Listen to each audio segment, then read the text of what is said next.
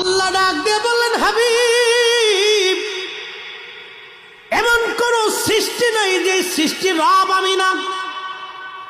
ও হুজুর, আপনার উম্মত আপনার ইজ্জতের চাদর ধরে টানবে, আপনার কিছু উম্মত হবে আপনার শান ও আজমতকে খাটো করবে।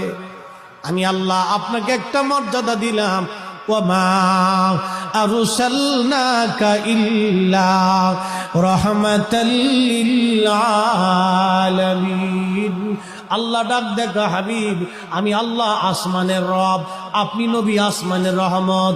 আমি আল্লাহ জমিনের রব, আপনি নবী জমিনের রহমত। আমি আল্লাহ রহিমের রব, আপনি নবী রহিমের রহমত।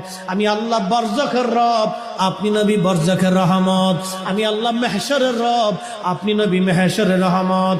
আমি আল্লাহ জান্নাতের রব, আপনি নবী জান্নাতের রহমত।